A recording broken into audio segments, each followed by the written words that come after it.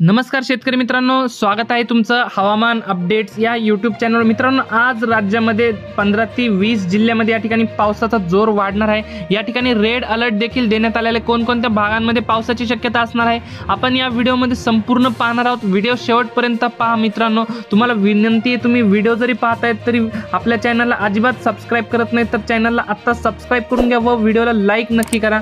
तर मित्रांनो, काल देखील विदर्भातील उत्तर महाराष्ट्रातील काही भागांमध्ये ढगफुटी सदृश पाऊस झालेला आहे। आज देखील मित्रांनो मराठवाडा, विदर्भ तसेच उत्तर महाराष्ट्र, खानदेश या भागामध्ये ढगफुटी सदृश पाऊस काही वेळातच पाहायला मिळते।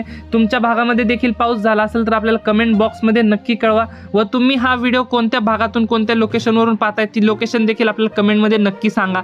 तर मित्रांनो, या ठिकाणी आपण विदर्भापासून सुरुवात करू। विदर्भामध्ये देखील मित्रांनो बहुतांश भागामध्ये मुसळधार स्वरूपाचा पाऊस झालेला आहे काल। आज देखील मित्रांनो नागपूर, अमरावती, चंद्रपूर, भंडारा, गोंदिया तसेच यवतमाळ, वाशिम, वर्धा या ठिकाणी गडचिरोली या भागामध्ये संपूर्ण जिल्ह्यामध्ये आपल्याला भाग बदलत मध्यम ते जोरदार स्वरूपाचा पाऊस आज दुपारनंतर व मध्यरात्रीतून पाहायला मिळतोय।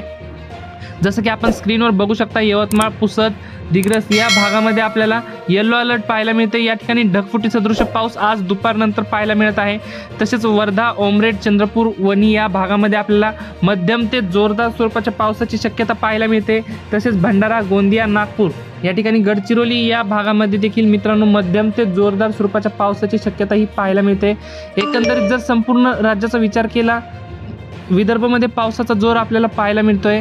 तसेच मित्रांनो, या ठिकाणी नाशिक, मालेगाव, नंदुरबार, जळगाव, धुळे, छत्रपती संभाजीनगर, बीड या जिल्ह्यामध्ये देखील मित्रांनो रेड अलर्ट पाहायला मिळतंय।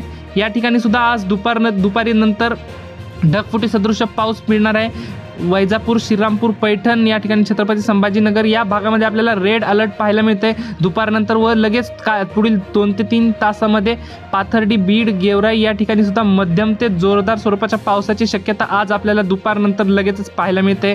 तसेच कडा, आष्टी, जामखेड, चौसाळा, केज, कळंब या भागामध्ये देखील आपल्याला मध्यम ते जोरदार स्वरूपाचा पाऊस आपल्याला दुपारनंतर पाहायला मिळते। तसेच जालना, परभणी, हिंगोली, नांदेड या जिल्ह्यामध्ये देखील मध्यम ते जोरदार स्वरूपाच्या पावसाची शक्यता दुपारनंतर पाहायला मिळते। तर पश्चिम महाराष्ट्रामध्ये या ठिकाणी पावसाचा जोर आपल्याला कमी पाहायला मिळतोय। तर मित्रांनो, ही होती हवामानाविषयी छोटीशी माहिती आवडल्यास आपल्या चॅनलला सबस्क्राईब नक्की करा। धन्यवाद। तर भेटूयात पुढच्या व्हिडिओमध्ये।